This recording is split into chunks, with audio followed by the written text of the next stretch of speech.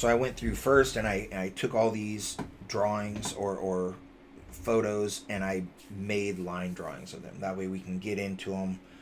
Um, that way, potentially, I could just open them up and make them for you.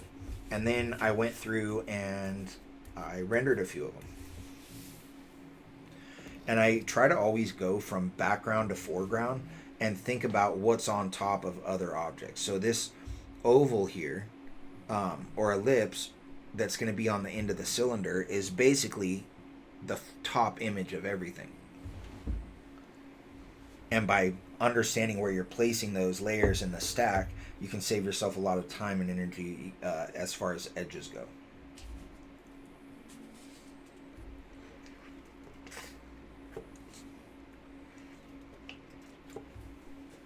Now, there's a few things you can do with these lines.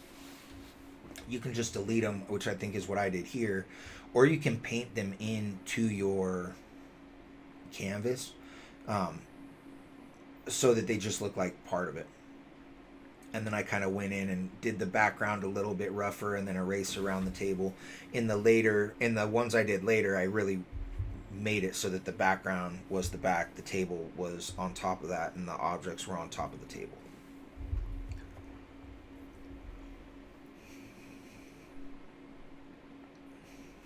And then just play with tone, you know. Sometimes it needs to get lighter in the background, sometimes it needs to get darker in the background.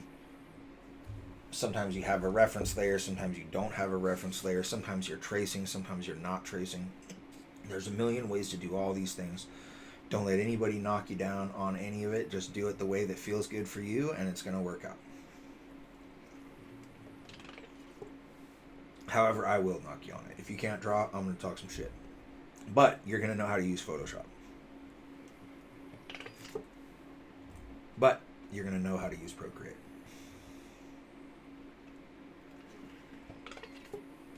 So now you'll notice I kind of put my shadow out a little bit hard on that one and then blurred it.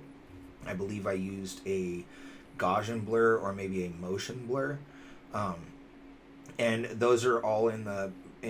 we'll get into all that stuff later. But I wanted to just show a few different techniques and see kind of what windows we're going to open up in the replays here. And so I just went through and did this a bunch, right? And like, that's what it is. You're going to have to do the studies, right? It's not just about understanding what's going on. That is a big part of it. But you're going to want to do the studies so that you just know you've done the work, you did the thing, and that's what's going to set you apart from everybody else, right? When you're like, look, here's my homework. Oh, these 10,000 fucking lines I drew. That's why my lines are better. And then one day when you have an apprentice and you're like, hey man, you got to do 10,000 lines, they're going to be like, fuck you, man, that's crazy. And you're going to be like, no, like really. You just have to do it because that's how you train your muscle to do what your eye wants it to do. And that's how this works. Obviously, not everybody has to do that. And obviously, there's a million ways around it. But by just sitting down and doing the work, it's a lot easier than bitching about the work. You know, I did probably everything that you're seeing painted here is probably an hour and a half of work. And it's definitely work that I don't feel that I need, but I definitely need to do it to be able to explain it to people.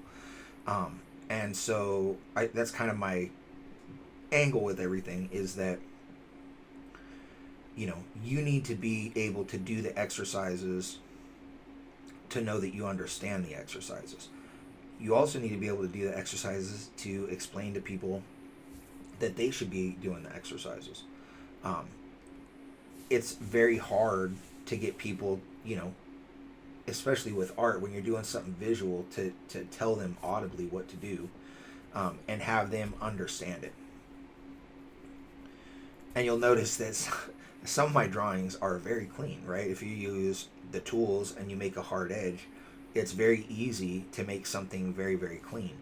Once I get into sketching and I get to drawing and all that stuff, I make it real messy because I'm not trying to waste time on those things. I'm trying to get the idea down and move on to making it, as opposed to working everything out on every sketch, right? I don't want to do each sketch perfect 100 times. Like, if you take the time to do your sketch perfect or your drawing perfectly the first time, that's fine, and it might be a perfect drawing, but it probably won't be as cool of a drawing as if you did 100 or 1,000 thumbnails. If you did 100 thumbnails, you probably don't have the time to do each one of them to that same finish, right? So for me, it starts with, you know, just like any other drawing, like you start with low resolution. You start by sketching it out, and then you get it tighter and tighter as you get into further, as you get further along in the execution, right? Which is different than how you do it in 3D, but that's okay because we're just working on this right now. And so that's it. That's my demos for the week. You guys get to it, and I will see you in class. And I will see you on the next one.